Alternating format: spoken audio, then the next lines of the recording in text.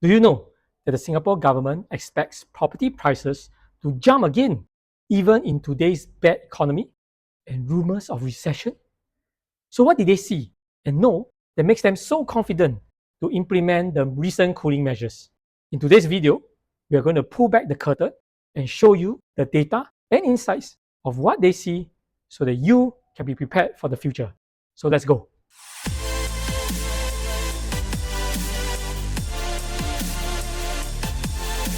So I'm going to share a bit more about the private property market. On first look, we noticed that for Q1, Q2, the numbers did not increase a lot. So if you're a home buyer, maybe you think, oh wow, I can relax already, right? Wow, maybe I can take my time to go and buy property. You have to go to those show flat, QQQ, and then my number not good, cannot buy, right? But is it true or not? Is it true or not? Now, I would like to draw attention to those years where the cooling measures took place. The first one is back in 2018, right? So 2018, can you tell me what was the number you see? The price increase? 7.9%, right? And then what happened is in July 2018, they came out with the cooling measure. So can you imagine if they didn't come out with cooling measure, what could have been the number? More, right? About how much? What do you think could be a number? 10%? Yeah, probably 10%, right? Okay. Let's look at the next one. 2021, okay, already hit 10%.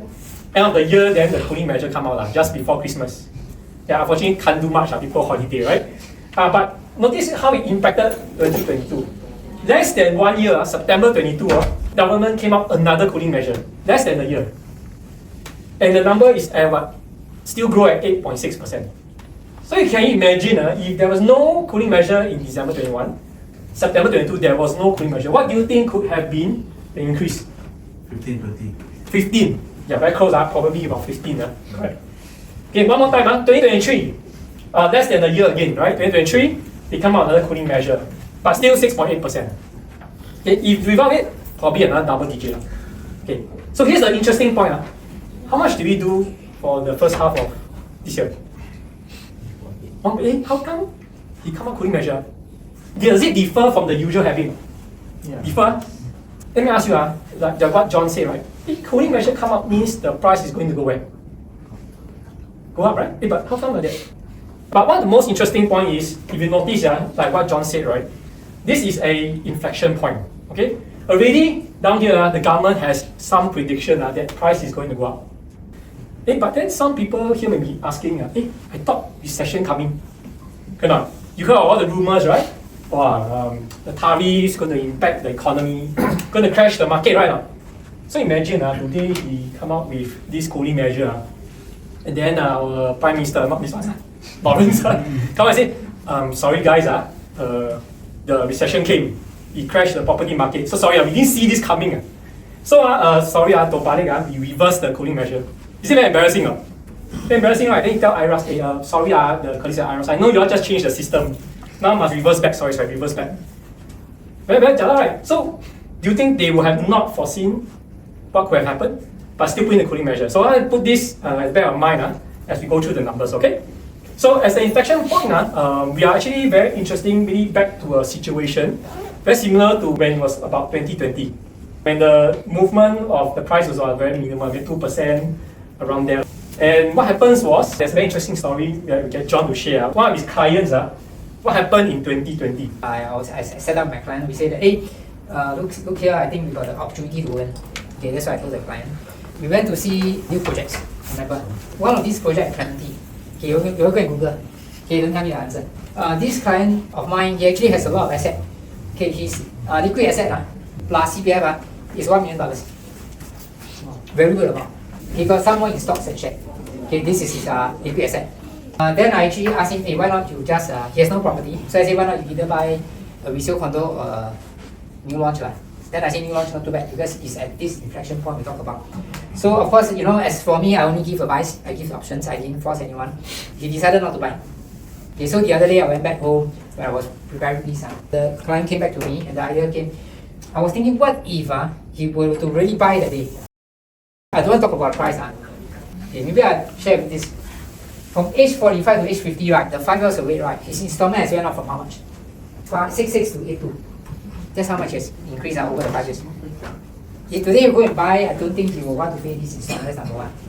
Right. And someone remember that that time interest rate was lower. Second thing, how much is the property price increase already? That time we are looking at probably about $2 million. Okay, $1.72 million that range. Okay, let's talk about 2 million, easy to calculate. 2 million times 45% is how much? Can someone tell me? Or maybe 2020, not 2, minus another 10%, 35% cannot. Or simple 30%. You buy something at 2 million, it went up by 30% today. What is the quantum amount? 600K. That was the cost of the bidding. That is the real case that I have. So I was thinking back, did I not advise strongly enough? Was it my fault? Or I just give option, very cool. No, I just very cool. You want to take? Never mind. Don't take? Or should I push a bit? So this really sets me thinking. And I think why we want to continue to do this is to give you information. You all decide. Okay, I still have the same stand that I would force people, but you all need to be educated. Then you know which part of the market is it now. So the next one I'll cover is the new units launched by developers. So what we are very familiar with is the new launch. So based on what has happened or sold and transacted for the first half of the year, we're looking at 4,005. Okay. I want you to take a look at these numbers here for 2023. Okay, 2023. Okay, in 2023, how many units were launched for sale? 7,005, right? How many was sold? 64. So the difference is leftover is about 1,001, around 1,001. Okay, come here, 2024, 6,006 launched, 6,004 sold, maybe about 200. So leftover from 2023, 2024 is about 1,003. Okay, good. Now, question, is it possible for Q1, Q2, the people who bought actually bought the leftover stock in 2023, 2024? Is it possible? Highly possible. So today, if you're buying a condo at 2023, 2024 prices, would your price index then be shown going up, straight, or going down? You buy last year's prices. Okay, generally, if I'm today, I'm buying the prices on last year. The change from last year to this year price go about same, right? Not much change, right? Is that correct? Yeah. You notice the connection? It's very highly possible that because because they are buying up the old price. Okay, so in that case, let me ask you, so in Q3 2025, if the stock is already sold out, right? Then the next buyer had to buy stock from which year? As we about 2025, right? So you notice, then will 2025 prices be higher than 23, 24? Most likely, right? So you notice what's maybe is going to happen. Okay, now is that true now? Let's take a look. Okay, this is the new launch numbers. I put all the way from January 24 to the most recent for Springleaf residents. Okay, let's take a look. So in the beginning, 2024, let's look at the average PSF. You notice the prices what? 2219, 2221. Okay, occasionally you have 132, 18 BT, 2007. Right, beginning of the year. Notice it's about 2,000-ish, most of the prices, right? And then come to end of 2024, what happened? What are the prices and what they transacted? Chuang Park, 2005. Emerald Katong, 2006. From 2000 to 2005, the jump is about how much? Almost 10 to 20%, right? Then after that, which are the condos that sold well? The Ori, 2007. Park Down, 23. Okay, as you go on, Lindenwood, most recent, 24. The most interesting, River Green, 3,001. 87% sold. Wow, Singaporean got a lot of money. 3,001. Okay? And next week, okay, 2-1, right? So you notice that most of the prices at the back are actually much more higher than the front. Okay? So is it going to happen? Most probably. How you know? Let's look at Q3 numbers. How many people already buy? If you look at from July, what are the numbers of units already sold? Just on the launch day, just on the launch day. Lindenwood 324, 24. Right? Upper House 160. Okay, we add it all up until today, it's about 2,300 units already sold. 2,300 units. And the average price, you're probably looking at about 2.5 to about 3K. The price will go up? It has already happened already. It's already happened already. And what about demand? 213 added here already. Right? We're still 1 more month to end of Q3. So are we going to hit somewhere about 9,000? Possible? Possible. This is much more than the last 2 years. So with prices increasing, demand increasing, what do you think is going to happen to your price index? then your thing. This is what chart? New launch results. Okay, why is it important? Okay, because it tells you about buyer sentiments. How buyer choose? Why buyer choose this kind of project? Okay, I come to this one first. Anyone can tell me where's Linden Woods and Bloomsbury? You know? One not right. Bloomsbury sell how much in day one? 25, right? Bloomsbury. Linden Woods also one off. Sell how much? 94, 95. Why? Promenade Peak and River Green close to each other. Great World City. How come got 53 and 87? How come so big difference? Both near MRT. How do we explain that? Interesting, huh? Springleaf and your Lentoria. This Lentor, this is at where? Springleaf. If you don't know where is Springleaf, you travel from Yishun down a little bit. Last time our Yishun camp, those who are in army, down a bit. When I say Yishun camp means a lot of green around one. Down there got nothing except one Springleaf MRT. We go there eat prata and the Yong Tau, I think. Very nice, right? You stay there? No lah, you stay there? No. Okay. So, happen to know. Okay, happen then I can talk about Springleaf now lah. Okay. Hey, how come big difference? Hey, I thought Lentor better. Hey, you know why not?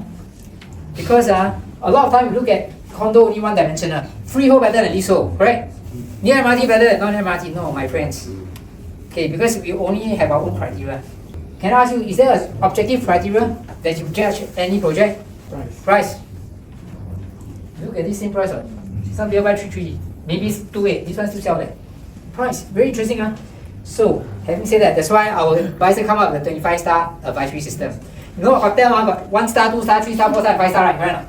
Okay, when I say this is a 5-star hotel, what do you all expect? 5-star service, what else? Comprehensive. Comprehensive, got pool or not? Got gym or not? Got concert service or not? Quite nice, right? 3-star hotel. What do you expect to have? Basic, what is basic? Maybe no gym lah. 1-star hotel. I also don't want to know. Okay, I also don't want to know. Okay, so having said that, if you really put all the stars into all this project, you'll see the trend.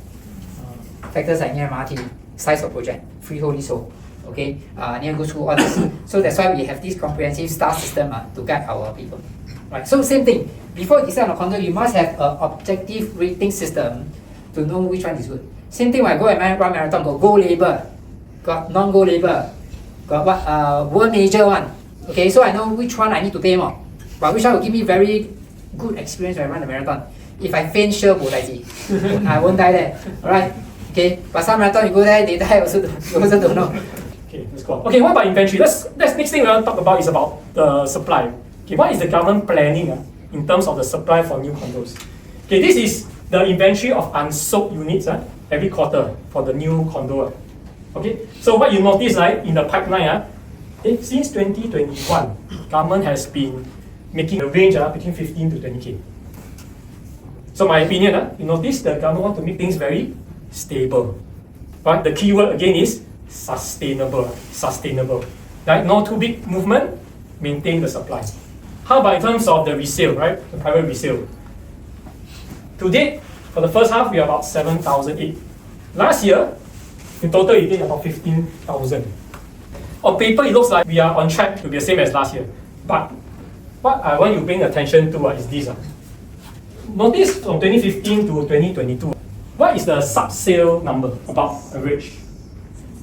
Below 1,000, right? Notice what is the sub-sale amount increased to? 1,004. It's double from 2022. So, when the government looks at this, what do you think they'll say? They're going to do? Yes. I want to explain resale, sub-sale. Let me explain a bit. Okay, sub-sale means you buy a new condo. Before you collect your keys, you sell it. So, I understand?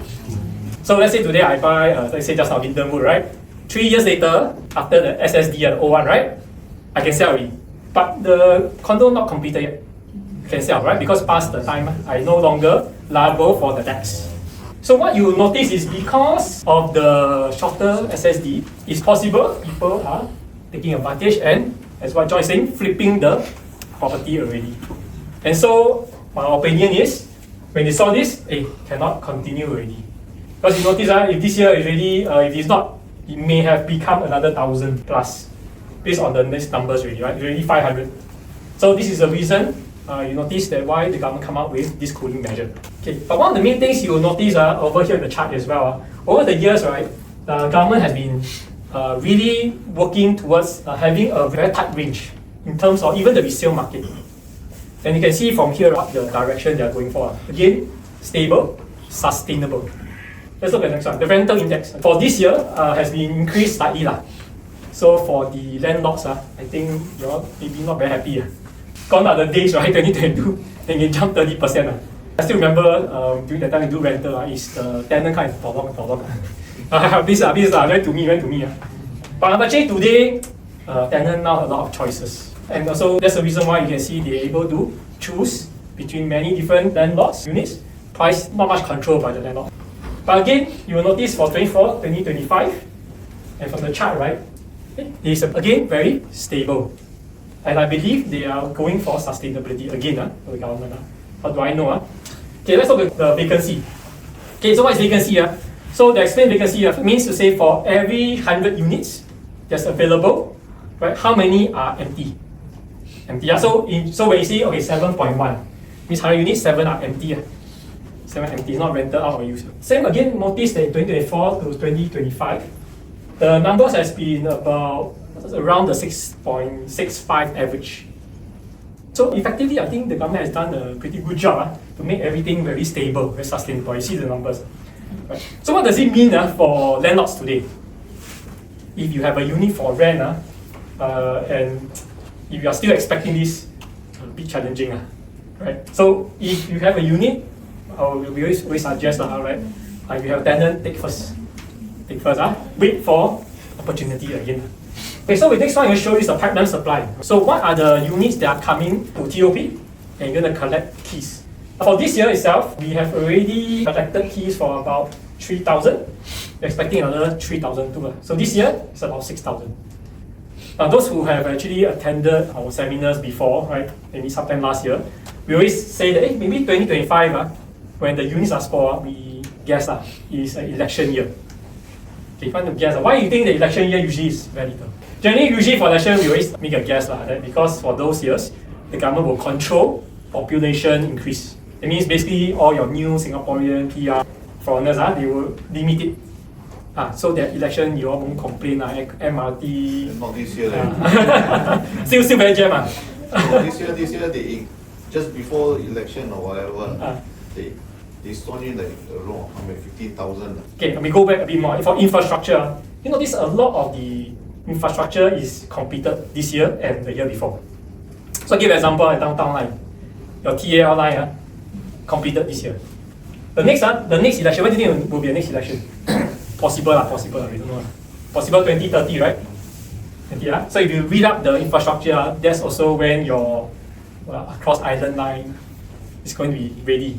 Right? Certain BTO projects they announced this year, right? The year before, coming to here. So you notice every time they plan it just before this. So everyone happy, okay, for election purposes. Okay. But what you notice also, right, usually after the election year, then they'll start to ramp up the supply for the condos. What do you think they're planning to do? More new citizens. More new citizen, Yeah, I also believe so. One of the key things that I also want to bring across is that, how come 2023 there was such a big number, and did it really crash the market?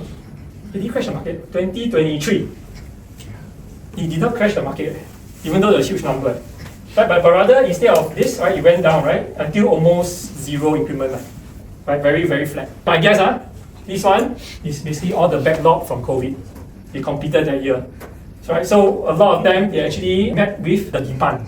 So there's notice, right, 2024, the rental increment was much lower, almost zero. Okay?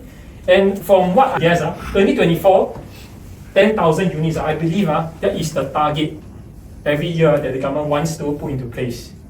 Let's see whether it's true. Notice this is the supply of the land that's launched for GLS, government land sales. So what is government land sales? Is basically the land released by the government for developers to bid, and then these are the projected number of units, apartments that is going to be built on the land. So if you have been with us for our seminars, first half 2025, the projected number was 5,000. This is 4,700. So add up is about 10K. So it comes back to this number. right? And you can see from here, they're actually planning around this number. So again, comes back to one thing, right? They are planning for it to be sustainable, very stable. Okay, this is the reserve list. So what is the reserve list? Means to say, for example, if a developer feels the market bullish, he can actually trigger the reserve list to start the bid for the land. Okay, so this is based on a trigger, it's not really open. You understand? So it may or may not manifest. So if let's say 1 or 2 get triggered to be for sale, maybe about 9,700 to probably 11,000. So after I share the supply, what does it show? Notice that the government's direction very simple. They are always looking for sustainability and stability, right, based on the supply, right? So it comes back to this point. Today, based on the supply, they are actually really looking at maintaining the price.